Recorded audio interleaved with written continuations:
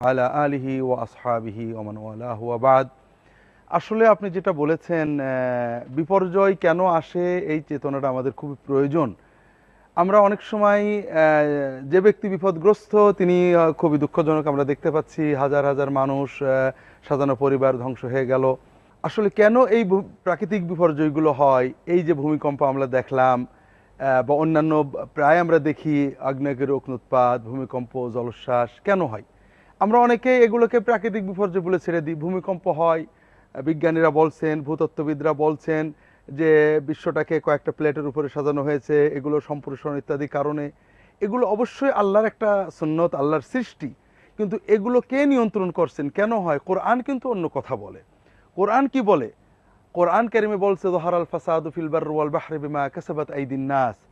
যত প্রাকৃতিক বিপর্যয়, সেটা ভূমিকম্প হোক, জলোচ্ছ্বাস হোক, যা কিছু হোক না কেন, এছাড়া অন্য যত রকমের বিপর্যয়, এগুলো হয়, আল্লাহ কোরআনে খুব সুস্পষ্ট বলছেন, বেমা কাসাবাত আইদিন নাস, মানুষ যে কর্ম করে এই কর্মের কারণেই হয়।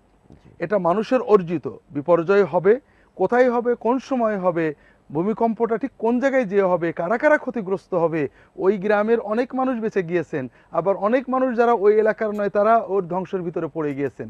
কাজেই কে ভূমিকম্পে পড়বেন, কার কোথায় ভূমিকম্প, এটা আল্লাহ তাআলা নিয়ন্ত্রণ করেন। আর এর কারণ কারণ হিসেবে আল্লাহ তাআলা কোরআন করে প্রথম যেটা বলেছেন সেটা হলো যে মানুষের কর্ম। এখন প্রশ্ন হলো কি কর্ম? আল্লাহ তাআলা কোরআন কারিমে বিভিন্ন জাতির উদাহরণ দিয়েছেন। আদ জাতি, সামুদ জাতি, তারা যখন প্রকাশ্য অবাধ্যতা করলো, কেউ কি করেছে? ওজনে কম দিয়ে সামাজিক বিপর্যয় তৈরি করেছে। কেউ অশ্লীলতা, বেহায়াপনা, নগ্নতার ভিতরে ডুবে গিয়ে সমকামিতার ভিতরে ডুবে গিয়েছে। কেউ তাদের রসুলের এমন পর্যায়ের অবিশ্বাস করেছে যে তাদের যে আলামত আয়াত আল্লাহ তাআলা দিয়েছিলেন, মুজিজা, সেগুলোকে ধ্বংস করে দিয়েছে।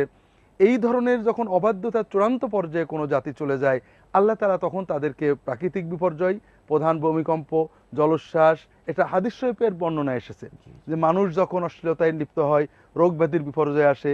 মানুষ যখন ন্যায় বিচার নষ্ট হয়ে যায়, তখন ভূমিকম্প বা ইত্যাদি অন্যান্য বিপন্ন বিপর্যয় আসে। মানুষের এইভাবে মানুষের অধিকার নষ্ট হলে, মানুষ সামাজিকভাবে অশ্লীলতা, বেহায়াপনায় লিপ্ত হয়ে গেলে, এই ধরনের বিপর্যয়গুলো আল্লাহ তাআলা দেন।